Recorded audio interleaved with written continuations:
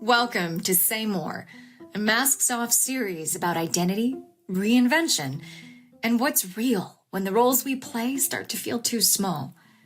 I'm Brooke Lyons, actress, writer, and host of the We Need to Talk About Substack.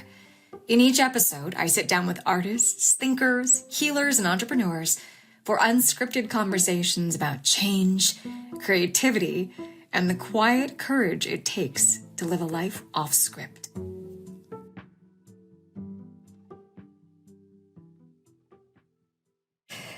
Okay, so this summer series has been about pulling back the curtain on the roles we've played, the roles we've outgrown, and the lives we're actively rewriting. I wanted to sit down with women who are not just pivoting, but who are fully reclaiming their power in real time. And today's guest, she has done that and more. Anastasia Ganias-Gellin is one of my dearest friends and the founder of Fancy Peasant, the Greek pantry brand that started as a love letter to her late father and became a full-blown lifestyle empire. Anastasia is a mother of three, a former actress, and now a CEO building something sensual, soulful, and wildly successful from scratch. And in this conversation, we talk about nervous system burnout, grief alchemized into legacy, capital and gender dynamics, visibility wounds, identity after motherhood, and what it really means to step into your midlife glow up with nothing to prove. This one is honest, it is hilarious, it's raw, and it's rich with truth.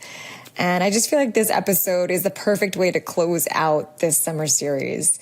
And if you're in the middle of a personal evolution, it might just change how you see yourself. So enjoy. You couldn't figure out the tech, and then you were like, I'll be damned if I cannot. It's like, I swear, Brookie, like I was just saying, one of my things that I'm starting to figure out, it's like a whole new perspective for me. It's just like, fall in love with problem solving instead of getting really angry when you're putting out 500 fires. Because that's what I'm doing all the time at work. So I'm like, and with our family, right? So I'm like, you could try to fall in love with it half the time, or you could be angry always. Yeah. Angry and reactive. And it's funny, the more we all grow and like the things that we know, the things that we study, what it teaches us is like, you need to, and you've done this beautifully, but like you need to expand your nervous system to be able to hold all that you are calling in. And if you're being reactive and if you're fighting every problem or every issue that comes up, it's like giving a neon sign to the universe. Like, I can't handle the magnitude of what I'm calling in.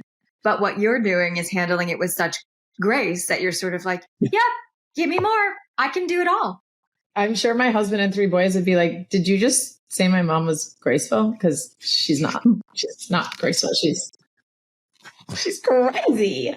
No. Yeah, it's so funny. The other day I was talking to a longevity doctor because I really want to get on all these peptides, and that's another podcast, right? She kept asking me, what are your goals? And I kept telling her, first of all, like building muscle mass, all brain health, gut health, all this stuff. But I was like, to calm my nervous system, like I need help figuring out how to calm my nervous system. I'm sure this has a lot to do with hormones. I'm sure this has a lot to do with being a business owner where I feel like lonely and crazy most of the time. And then also just like managing like the household. But I was thinking to myself, like, without learning how to calm my nerves, I'm really scared of like chronic illness. And I think that's something I was never scared about until I started this business. Like literally, I've had like, a lot of people that love me be like, you need to figure out how to control your nervous system a little better. Your stress, right?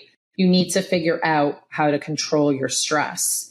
And because it is stressful, there's no avoiding that, like building your own business, your own podcast, being a mom, whatever you're doing is stressful. So like, what is your reaction to it? Like, at least I can do better 20% of the time is my goal. Yeah. For me, because I'm scared. I'm like, why am I in flight and fight mode like all the time? It's a very scary place to be living in. And, to the point where sometimes I'm like, oh my God, I should just pull out and be normal. And that's the point where my husband cues me. He's like, I've been married to you I've been dating you for more than half your life. And you have always had a job and you have never not. And I don't think you ever could not. And that's an adorable thought. But like, you love Fancy Peasant more than anything, and you're just having a stressful moment. So I think that's a really important thing too, to always have perspective on like the stress is kind of always going to be there. And what can I do to become less reactive and just less fearful of like not having to solve everything in that moment. That could be my biggest like takeaway from 2025. It's like, no one's going anywhere. If you don't make this phone call, it's 7 p.m. at night. Your kids probably need you more. You can make the phone call at 9 a.m. Nothing is going to change. Besides, you'll probably be in a better mental state in the morning because the day has already happened to you and you are done. You are cooked. So I'm trying to make like more mindful choices. Like I speak to my children about all the time. Was that mindful that you just pushed your brother down the stairs? I don't think so. Yes, with a house with 3 boys. Like I only have 1 boy and a girl, but that energy where you're sort of like, hello, was it mindful to go tackle people? And like, it's a really wild, beautiful energy. And something I think is really interesting about you. Yes. As we talk about, oh yeah. Caffeine queen girl. Caffeine queen. I'm just like pouring cold brew on it. Like that's going to help. That I pour cold brew on everything. Well, I imagine too, now that you are, I don't know if you're still living the sober moment or maybe it's a forever moment, but I'm sure like you tap into like your caffeine and alternatives a lot more. 100%. I gave up alcohol casually thinking like, oh, I'll do, dry January. And then felt so good because I think that I'm in perimenopause and my hormones were like, cannot do alcohol. You are glowing. And you are just glowing, I have to say. And I feel like you're really tapping into you're having a moment right now. Your sensuality, your artistic, glow is really apparent to me. And I think that's very exciting. I gotta say, do you remember we were texting? Sexting? Do you mean sexting? What? That's a different podcast. We were texting and you had this energy about you. And we were texting with our friend Courtney on our thread. And I was like, what are you doing? Tell me. And you gave me like a woman empowerment, sexy playlist that I play all the time. It's sort of interesting because as we, as women, head into, we're in our 40s. And I think we are all sort of expanding each other as far as leaning into rewriting this part of our story. It's not the narrative that we received, like, oh, you're in midlife. It's something where our generation, and I do feel like all of our peers are like, wait a minute, this is the most empowered, the most no bullshit, the sexiest, most embodied that I've ever felt. Whoa, what do I do with this? Like, how does this look? And I think it's really interesting in conjunction with what you were just talking about, because you're a Gemini. Gotta believe it, baby. And there's that energy. And I see that, but your rising is Scorpio and Fancy Peasant is so Scorpio coded for me. It's like sensual, it's sexy, and it's fascinating to hear this sort of pulling back the curtain where behind the scenes, very Gemini, very mental, sort of like thinking all the things, talking to all the people, managing, spinning many different plates, dealing with anxiety, communication, nervous system stuff. And then what we see, even I, as your friend, who I know the behind the scenes to some extent, but I even fall in, I'm like, oh, it looks effortless and it's so seductive. I just want to dip into a bath of olive oil with you. How do you marry those two parts of yourself and toggle between the two? Thank you so much. That is such a beautiful compliment coming from anybody, but especially you. Thank you. My Scorpio queen. It's so funny. I was saying this morning to my sister. I was on the phone with her and she has 3 kids under 4, which is another podcast also. But I said, I'm so happy. She said, I've started working out again and I just feel I'm so sexy and empowered. You have this. For me, it was nearly a decade. So it was 7 years of babies from the time I had Grayson to my baby, London, and Romy in the middle. And when I stepped out of that, I don't want to say, this is going to sound terrible. There was a moment where I was like, am I having an allergy to being a mom? Because I was so in it when I was in it. Like Spielberg could have called me to make a movie when I had Grayson, I always say, and I would have been like, I am in the most profound bubble. No one could wrap me or take me out of this, no matter what. That is how I felt with my first. With my second and third child, 6 months after each, I had booked films and I went and like made movies. That also felt really kind of like unnatural because I was still nursing, very postpartum, like anxious. But with the baby, I thought I'm going to need like maternity leave and I need time.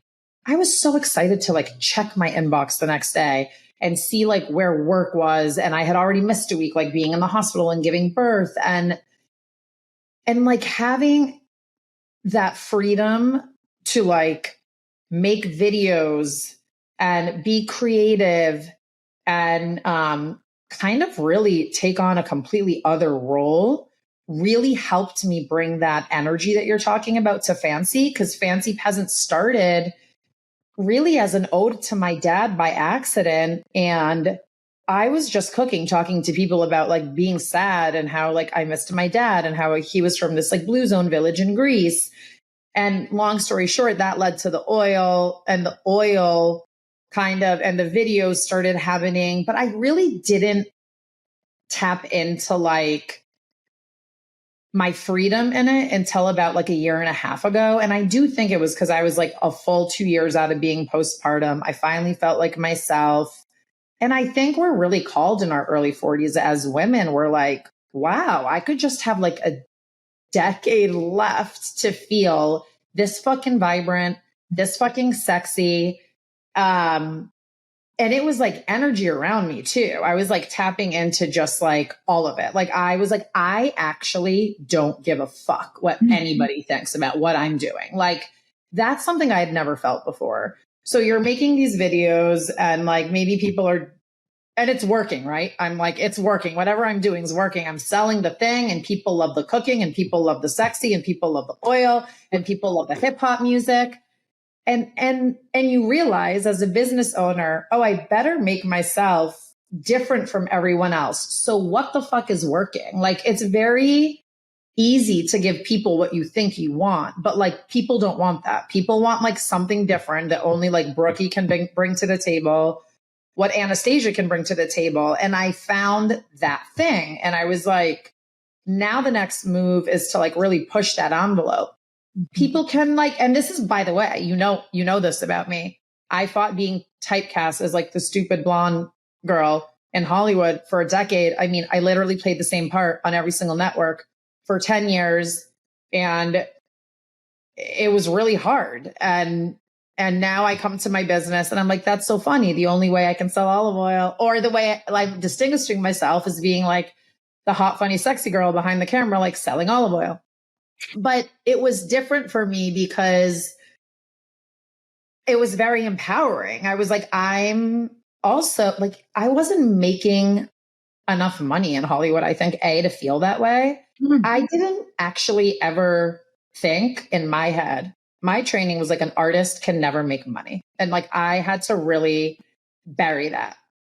I think that came from my family. I think that came from like society. I think that came from like living in my body as someone that like was told like, you probably got a lot of things because of maybe the way you look like. Maybe I believed that narrative for a little bit, right? By the time I got to Fancy Peasant, I was like, oh my God, that is like not a story I'm believing anymore. Now I'm fucking older. Like, I feel like I can't rest on my laurels. If that was like everyone else's thing, I'm like, well, I don't feel like it's that thing anymore. And I'm also like, there's a part of me, and I'm just being really honest right now. It's like, I'll laugh my way to the bank with this whole thing. I'm working harder than I've ever worked. I love what I'm doing. If someone wants to make a funny joke about like boobs and olive oil and think of Anastasia, joke's on you. I'm having fun. Like, I'm having a fucking blast. I'm giving back like in a way that feels so real because all of these longevity recipes like are fueling people. The products are fueling people. People write me every day about what they're cooking, how they're making it. They were never able to cook with their kids. They love the products. I'm going through cancer treatment. Like, your olive oil is the one I take every day to help me. And I'm like thinking to myself, what the fuck do you care about what all the people that are like thinking about the other thing? Like the whatever, like it was easy or something like that. Because I struggled with that a lot in Hollywood, and I don't struggle with that anymore. I'm like, this is my own journey. I don't care what anyone else thinks. So I'm not self-conscious to kind of like put myself out there when I feel really good right now in what I'm doing and my mission and my body and my brain. So it's a lot about just like timing. I really do think you step into your power. You know, most of my friends are starting to like step into their power right now. It's like that late 30s, early 40s. We finally feel like, God, I know my body. I know my brain. My kids are kind of self-sufficient, and I can start to focus on me again. Like, Yeah. there's nothing wrong with that. No, That's really awesome. It's fascinating, the picture you just painted, because it's like, right, we fit into all of these boxes, right? And we try to fit into these small boxes of identity. And when I look at you, I look at somebody who is the daughter of immigrants, and she's a firstborn eldest daughter, and she's getting great grades, and she's setting an example, and she's beautiful, and she's working hard, and she's taught to work hard. And dad is a doctor. And and my dad is a doctor too. And so we are raised in communities where we are taught the ethics of hard work, and we are doing things a certain kind of way. And we don't necessarily know any artists who are making a living through their art. So we have this dream, but we don't have the subconscious programming to think, oh, I'll make my fortune doing that, or not, if not my fortune, then my living. And so we have the shadow around like, I'm going to be an actress, but I may struggle, which isn't everybody's story, but it's maybe the story we received. And that was on repeat. You come here, you're crushing it, but you're hitting a wall internally. Like from the outside, we look at you and we're like, oh, she's on this show. She's on this. She's on True Blood. Like she's booking everything. But for you, it was always like this ceiling where there was more. And you were one of the first to leave. Now everybody's leaving. You were one of the first to say, you know what? This container is not big enough to hold me. You left, you moved to the East Coast. You build your beautiful family. Very sadly, your dad, who is sick, passes away. You're going through deep grief, and it explodes your consciousness of what's possible. And it's like from alchemizing, I get emotional thinking about it, but from alchemizing that, not only did you create a business, but you rewrote your whole story, and you went off script, as it were. And you were like, you know what, all of these scripts that I've been given, that's fine. But you needed to be the writer, director, CEO, actor of your own thing. And I think that's why the videos, even if it is like sexy olive oil with the body and the thing, that can be funny, but you are the writer of that story now. And it is so much bigger. And what's fascinating about you too is that, like, I think a lot about this with visibility. To me, you've stepped into it a lot now in your 40s, but visibility, if we look at anybody, take like, I don't know, Beyonce or like Taylor Swift, just take anybody who is huge. If you want to go in sports, if you want to go in business, whatever, anybody who comes to mind. If you are comfortable going big, you have to know that like 50% of the people are going to love you, and 50% of the people might talk shit about you. And you have to know that's projection. That's not personal. And if they're paying attention, they're paying attention. Like if they're obsessed with you, let them talk. And like you said, you'll be laughing your way to the bank, because it takes a really strong sense of self to say, hey, I'm going to put myself out here, and I am comfortable being seen. Because I think that's the block for a lot of people. It seems like a money block. It seems like a success block. But what it is, it's a real fear of being perceived, you know? Absolutely. I mean, I walk into, spring concerts sometimes, and I'm like, why are all the dads looking at me like I have no clothes on? But you didn't in that video, Anastasia. No, I'm just kidding. But like, that's what I mean. It's like, I'm also talking to those guys about like my raise, about funding, like, I also, and you hit on this earlier, I also choose to keep like my family out of this private. Like I have their permission, their blessing, their love to be doing it. I think that helps me a lot. I think knowing that like my husband and my children, they see the videos, they're in the room when I'm making the videos, like they're all good. They feel the same as me. They're like, yeah, like I hope that like the videos, the one part that makes you feel good and you're putting out there does it for you, because we see like you grinding at the table from like 9 to 4 doing the stuff that you don't enjoy as an entrepreneur. Mm-hmm. So like, I think just having that support too. And also, this might sound really terrible, but I'm not here to like make people, think things that aren't true. I don't know why I would spend time comparing myself. Sometimes I'm like, I was very involved in school the first 2 years, like with the theater program and this and that. And that really took a back seat, like after we started scaling the business and things got busy for me. And I thought to myself, why do you feel bad hanging out with all the moms and comparing yourself to them that are there all the time, maybe top of the PA, doing all the things, holding it together? Because they've chosen to do that and you've chosen to be an entrepreneur. You don't know what they're going through. They don't know what you're going through.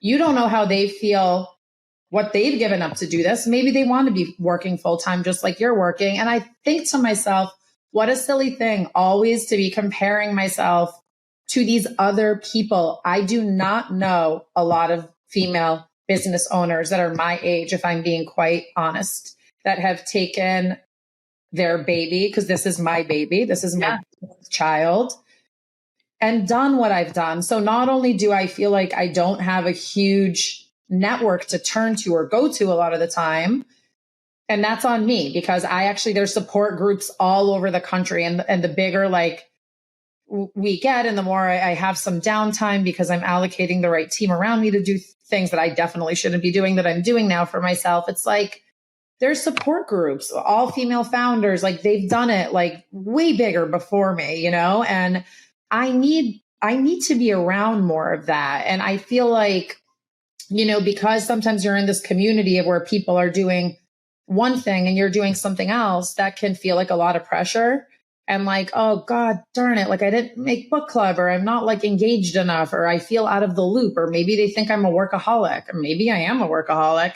Maybe I love being a workaholic. Like all the questions start spinning, right? But the way I look at what I'm doing is just like, stay in your own lane. This is your first rodeo. It's a CPG product. You never had any experience in CPG. Most people around you haven't either. So this is kind of like a new territory. And I think comparison really just like kills you. So anyways, like I'm really excited to talk to you about what you're doing, because I hope if it's like one takeaway as you start this amazing journey, and you've always been such a creative, like you're an actor, you're a writer, you're a dancer. I mean, you've written a book, like you've had, and let me also preface by saying my favorite people that I know, the most interesting to me, are people like you, people that have had multiple careers and multiple experiences. Mm-hmm. Because for someone like me, it's like, I want to sit in a room with a 90-year-old and I want to hear about all the things that they did throughout their lifetime, because really Fancy Peasant is so connected to me being an actor and to my like history and to Greece and to my family. It really is, when I think about like, I'm kind of a fatalist, and I'm like, this was my fate. She was supposed to be doing this the whole time. She's just acting and selling products at the same time now. And she's also a boss now, and she gets to do it on her own terms now. So it's kind of like the perfect marriage. With that said, it's not easy. It's probably been like the most challenging thing that I've ever done. And I don't think it's for everyone. I don't think it's for the weak at heart.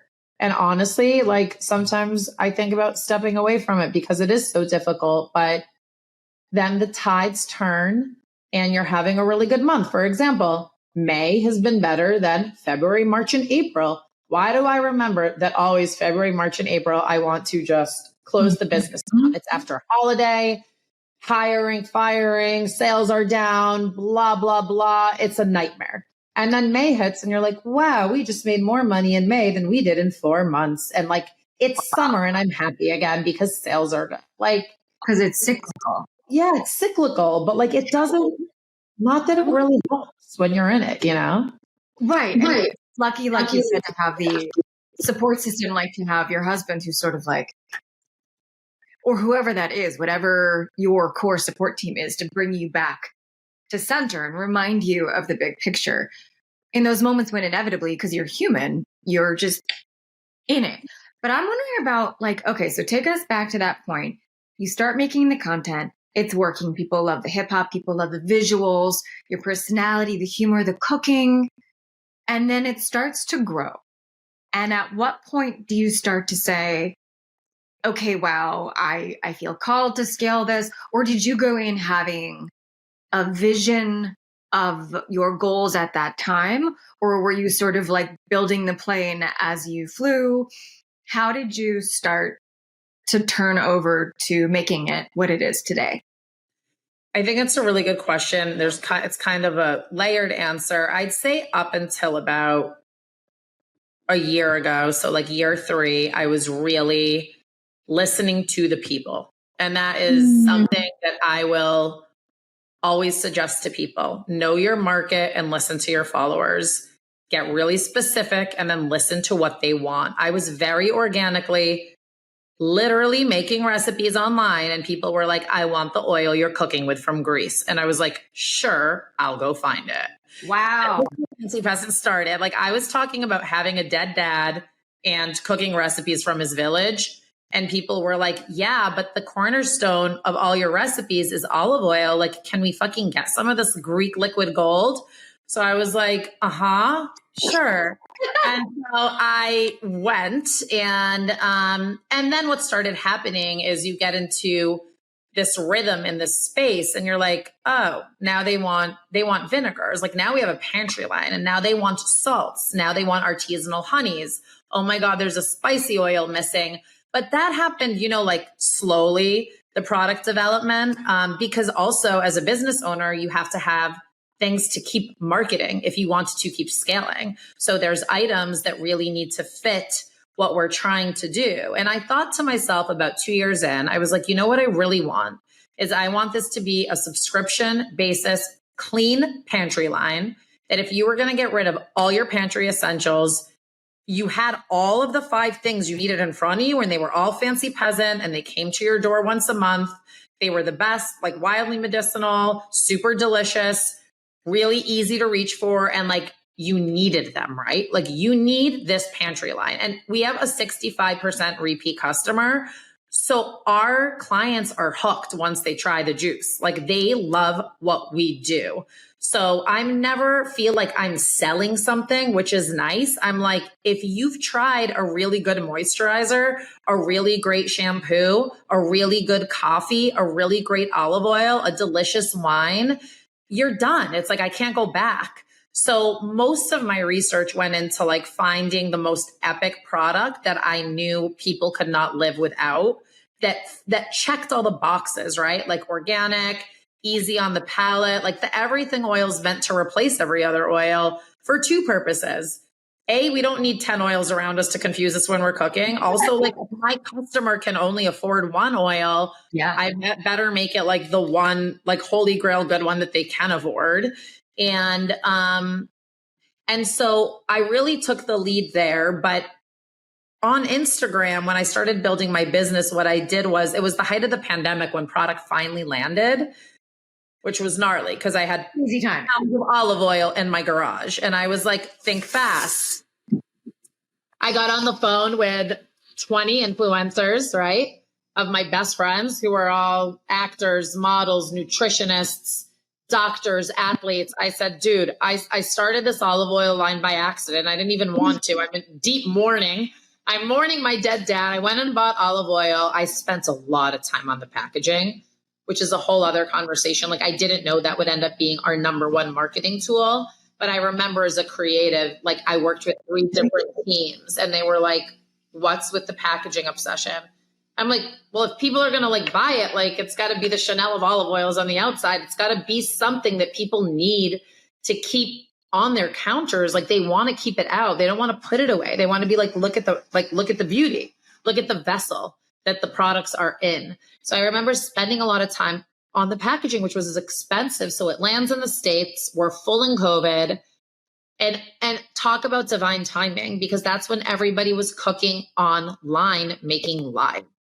So I call all you guys up, all the homies, and not one person said no to me. I was like, will you get on fancypeasant.com, Instagram, and like make a skinny spanakopita and talk about your Achilles heel and use a fancy peasant product to try to pump it out. And it worked. And you know, I always say we captured the like 1% that first year. And after that, there's in that ether of Instagram or the internet, you have buyers, Bloomingdale's, Juice Press, all these little places are starting to say, do you sell this? Do you want to send us your wholesale sheet? So I'm like, sure, I'll go and make a wholesale sheet. And, you know, then we start scaling it. And, you know, all of a sudden, cut to 2 years later, we're on all the shelves of Air One, which, you know, needs no explanation. But now we're in about 250 brick and mortars. And our plan in 2025 to, 26 is to really scale nationally. So all of our favorite supermarkets will be in. And that part was a lot trickier because you need capital to scale. And I bring this up because I think this is very challenging for women, particularly. Raising capital has been, you know, having the chemistry test, being in back of the executive producers, 20 dudes just looking at you while you're like, God damn, do I really need to do this thing right now? So, you know, you're just explaining to everybody why you need money.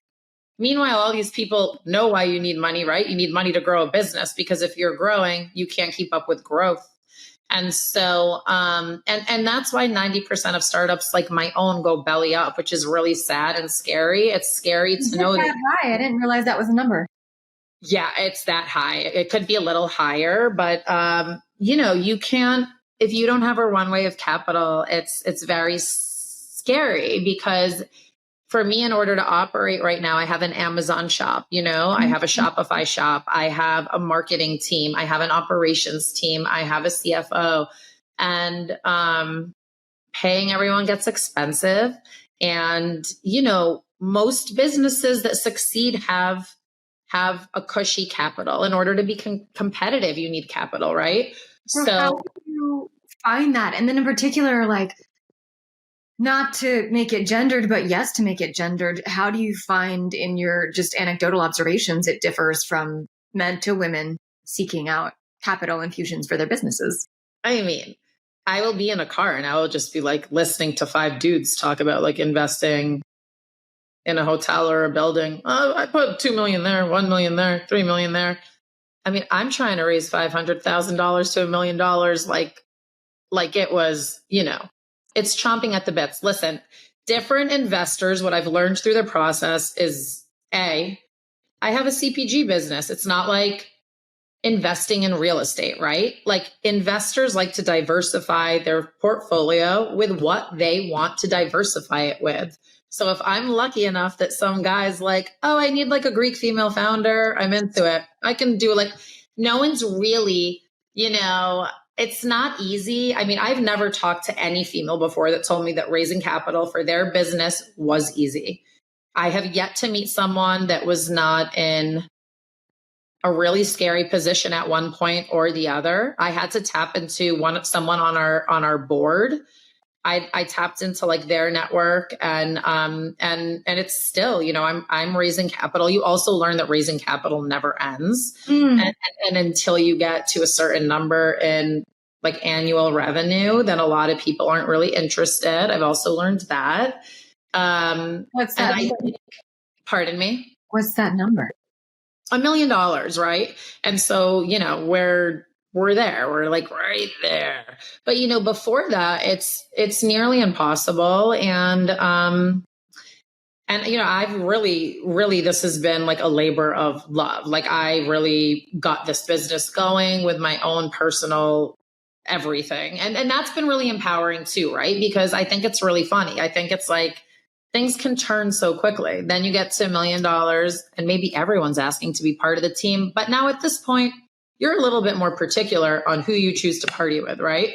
Because you're like, maybe not, because maybe I don't want you on my ass all the time about how I'm going to choose to do X, Y, or Z. I think you can get really lost. I have about 10 investors. I love them all. They're really great. But I own most of my company at this point still. I'm sure that'll change in the near future.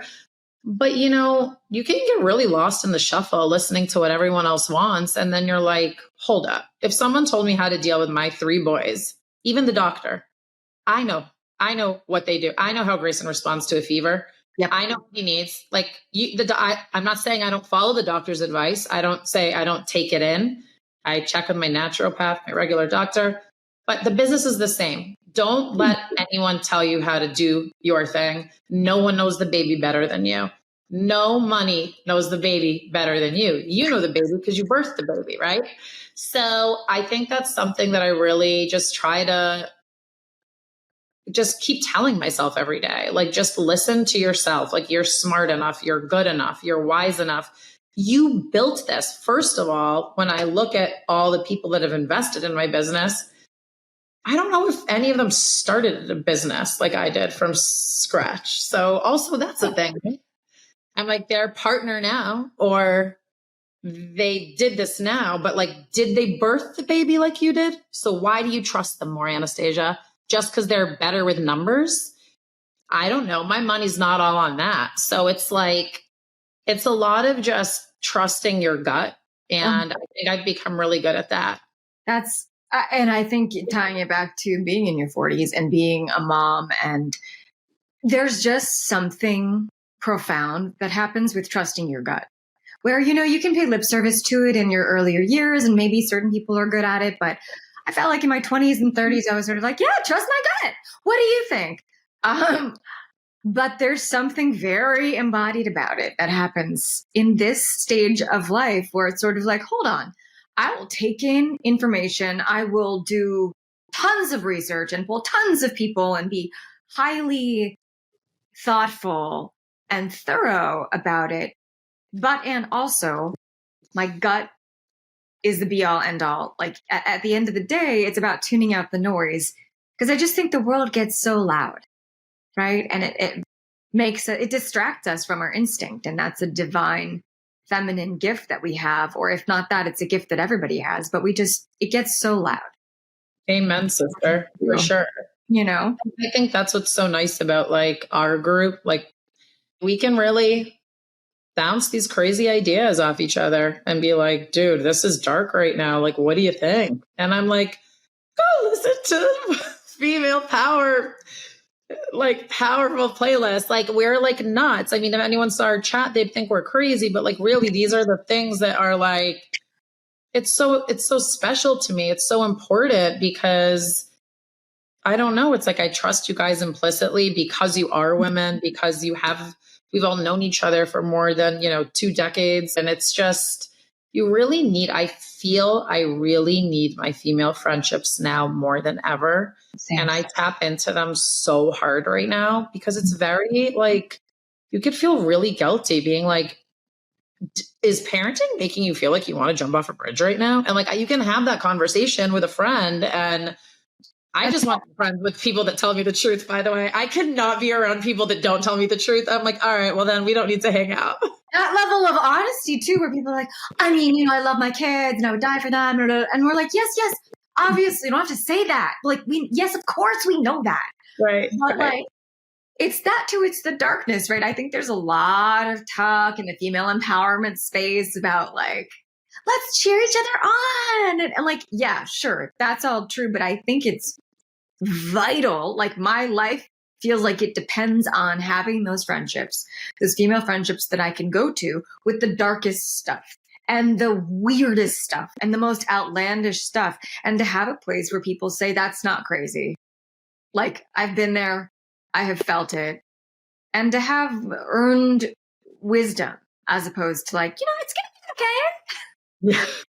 Well, I love that. Like, yeah, me and you have had some like brutal conversations about stuff. And I'm like, dude, I don't need to go back and be like, Brookie, I'm just like checking in that like you, first of all, like, don't tell anyone. Second of all, like, I'm not crazy, right? I don't know. That's done. I'm like, no, take it to the grave. Like, she knows all of it. And I feel good about that. And that kind of is like the network I want right now. 100%. And sort of distilling and refining until it's that. I don't really have the patience for anything that's not that anymore. How would you with these little crazy kids running around? How would you have patience for anything else? Literally, I'm going to read you something. It's a quote that I posted on Instagram. I love it. I'm like, I found this on Instagram because we all reference Instagram as if it has any effect. It's just like, what is it? It's in the ether. Our children won't have Instagram. They'll be like, what is that old timey thing that you spent so much time?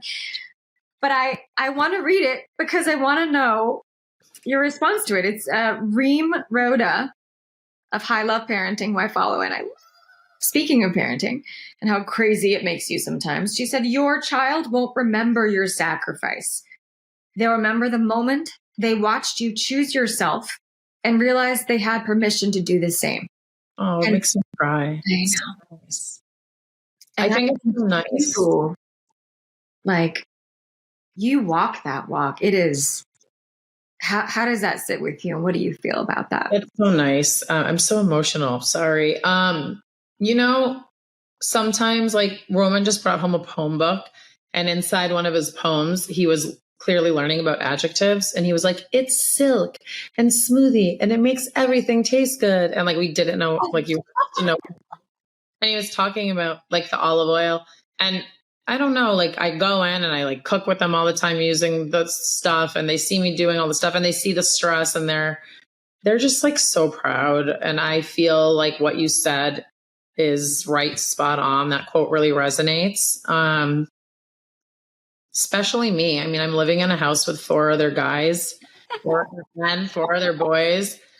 I think they're really, really proud of what I'm doing. And I know that now because they're a little older. I almost have a 10-year-old and a 7-year-old, but they're very aware of like, whoa, mom's like struggling with like capital right now. Like they know because we're talking at the table. And I'm not really one to hide much. Like when my dad died, I know there's people that don't bring people into the bed on the dying moment, or why are you crying, Mom? I'm not trying to hide it, because being loved by someone so much is really hard, when they're gone. Or, oh God, you're struggling for capital right now. Like, what's that mean, Mom? And so I just think it's really nice to like, for your children, to see you walking through something really difficult that brings a lot of success, a lot of joy. We talk a lot about like, you would never know what the good moments were without like the hard moments and the struggle.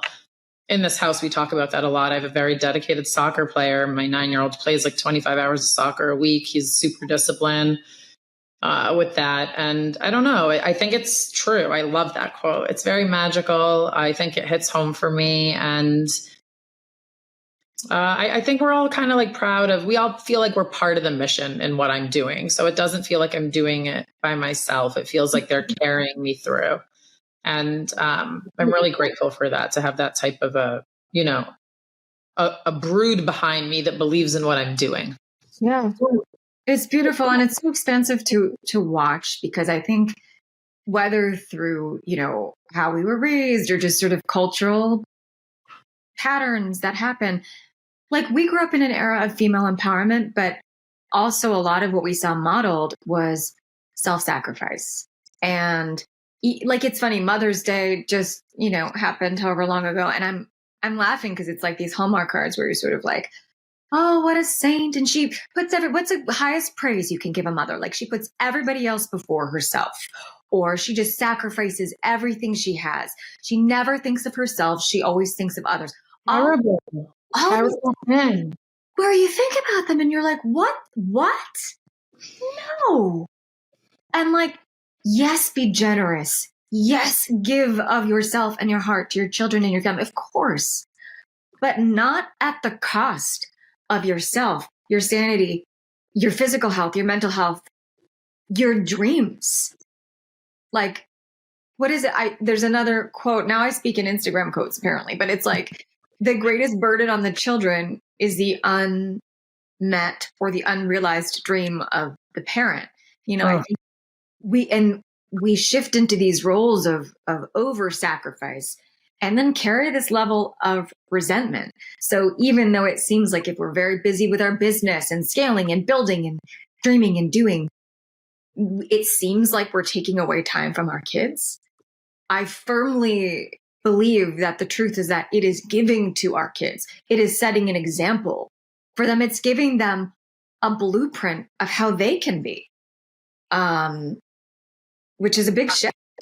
I mean, what you're saying is so true. I still struggle. My mom, who has helped me raise my children, who I adore, I mean, she will see what I'm doing in here and she's like, what about the kids? What about Hunter? What about dinner? What about, and a part of me just says, I did that for the first 7 years. Like, we're in a new chapter. Like, they are all self-sufficient. I make sure they are all set up. Like, a business trip for me happens seldomly. And when it does, like, my mother will be, what do you mean you're leaving? And I'm like, just acceptance. Like, she just doesn't get it. Like, she did something very different than what I am doing. And having that acceptance and being okay with being like, I know my value, whether I've been here for 7 years and I'm traveling a little more the last 3, it's totally normal. It's totally fine. It's very healthy. And, you know, that mentality versus what you were just talking about, Brookie, I've spoken, unfortunately, to a few people on their deathbeds, and they talk exactly about what you're talking about. What do you regret most? The things that I didn't do that I wanted to do, that I didn't do for myself. I didn't do that for myself when I was healthy. I wanted to do that for myself. And so, you know, you say we're midlife. If we're lucky, we're midlife. So what are you doing now with the time you have now? Like, how are you making a difference, right? I think the two things we really realize as we start to get older, and this is something I'm really excited to bring into my business, and something my dad said to me before he passed away was, you know, what you start to think about is, what have I done to leave this world a better place? What have I done? Maybe all that matters is that you raised 3 perfect, beautiful children, but maybe it's more, maybe it's not, maybe it's less, but that's like your cross to bear. So I think about that a lot, because nothing is like, time's like definitely not promised to us. And we should definitely be taking care of ourselves so we can give our gifts to, you know, the world. And I think that's what's so cool about what you're doing. Like, you're tapping into all that and giving yourself permission to do it. It's like necessary. Thank you. And it happened similarly from almost like a survival instinct, I think. And we both mothered very young kids, and both, well, one was London born. What year? 2021. Right. Yeah. Mark was born in 2020. London was born in 2021. We both had babies during like the height of COVID. COVID babies. And so I say that just to say, like, we were thrust into that sort of like self-sacrifice motherhood in a very unique way, because there's like nobody else to help you. And so it's like, there's no village, there's no support system. The world is shut down. That was one of the most profound things to go through. And it took years, like you're saying, it took years to come out of that. And now, you know, my oldest is 7.5, or he's like, excuse me, 7.75. And Lark, baby just turned 5. And so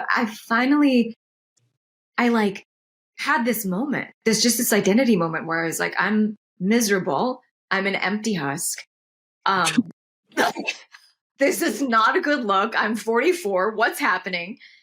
And I don't think this can be it. Like, where did she go? There used to be a person. I tell this story about how there was one time like a year ago when I was at Starbucks, I ordered a drink and the barista says, Brooke. And I shed a tear because, Anastasia, nobody had said my name in many days. Babe, mom, mommy, mom. Nobody had said Brooke. And it sounds like this ridiculous story, but I was I love the story. I was like, oh my God, there's a person in here. Wait, where did she go?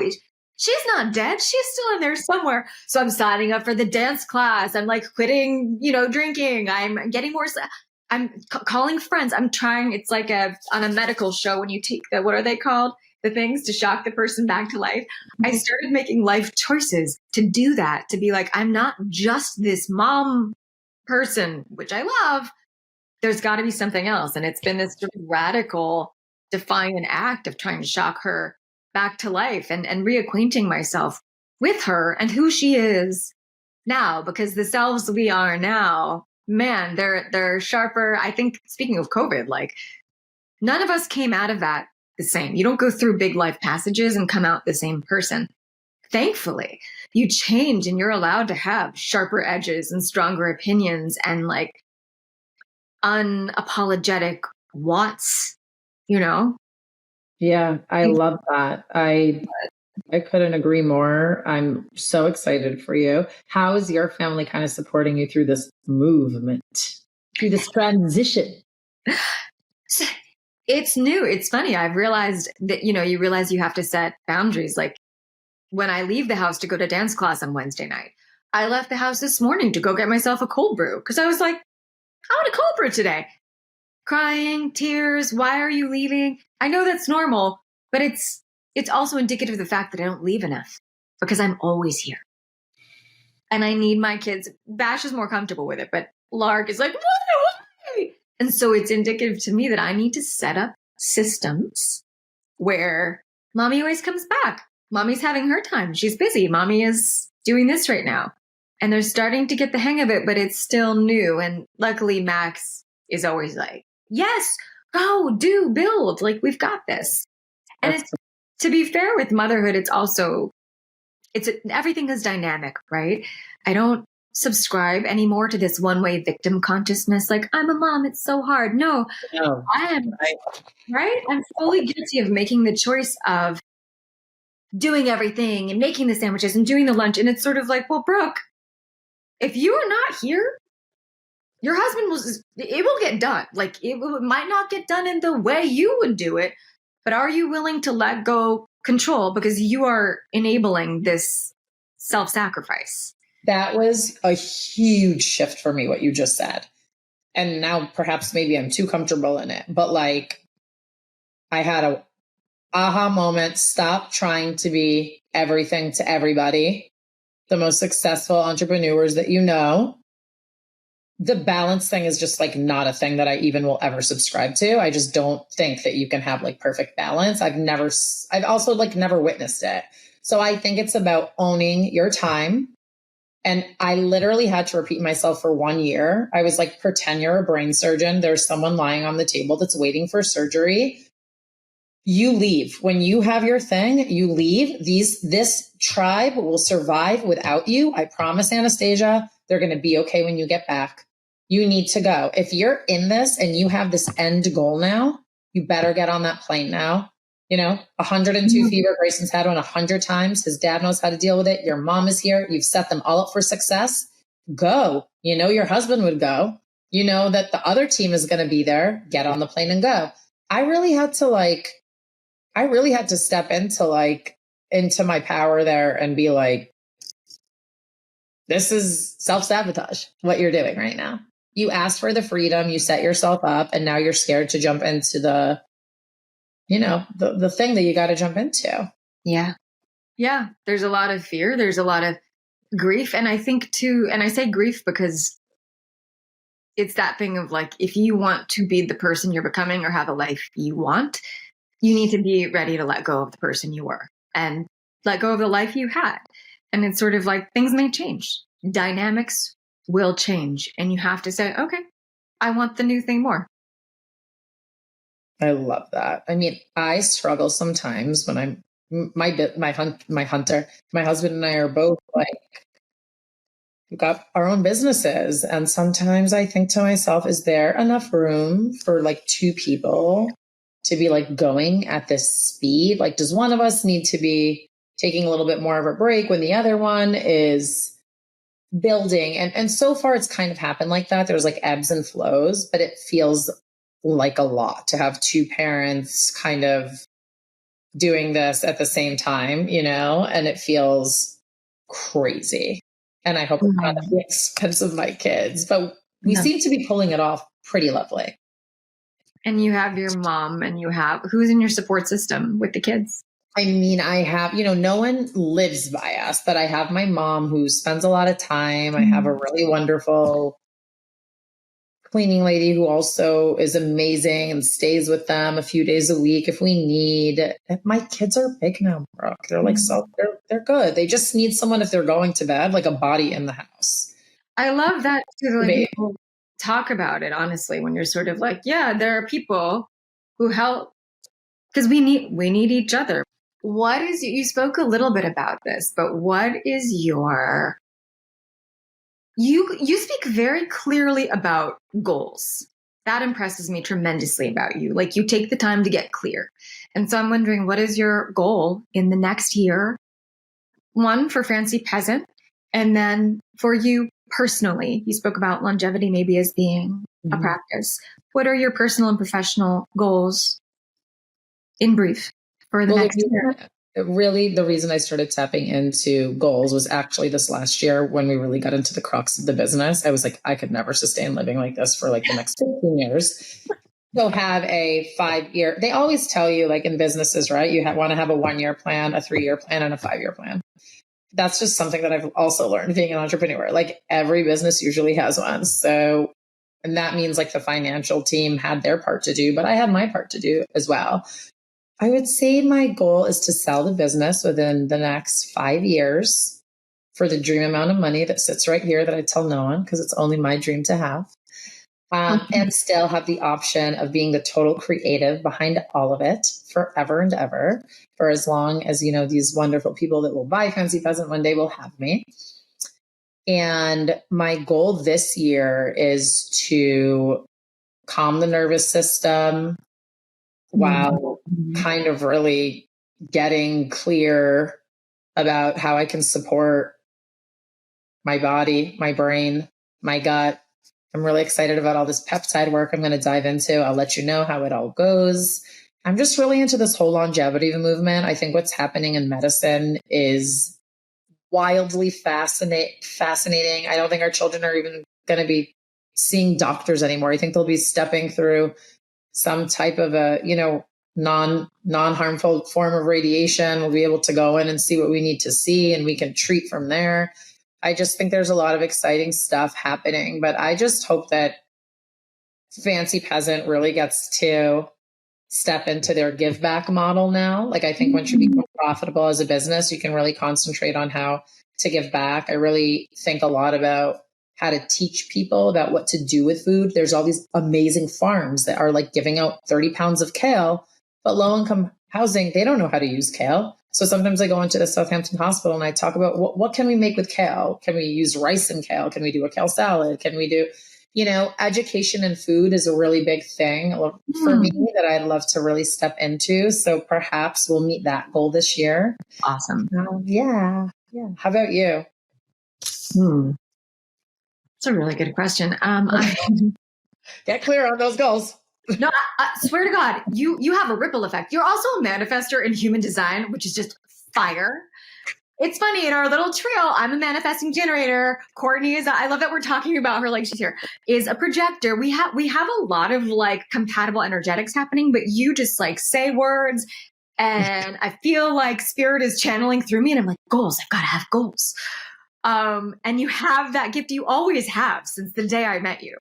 But as far as me, goals, I think right now my sort of radical one is to heal my visibility wound. And by that, I mean, it's what we talked about earlier where, I'm an actress, I'm a writer, I'm podcasting, and I'm doing all these things. And yet I am a control freak and controlling the narrative of how people see me. And in reality, I'm sort of like, what are you so afraid of? So if people see you and it's not for them, it's not for them. If you really want all that you're calling in, you need to get really comfortable being perceived. Get comfortable in your skin and practice every day, like exposure therapy, just being perceived. without having to control it. So that's one. It's more of a spiritual goal, but it has a ripple effect in all of my business practices as well. And then personally, I mean, I want to move.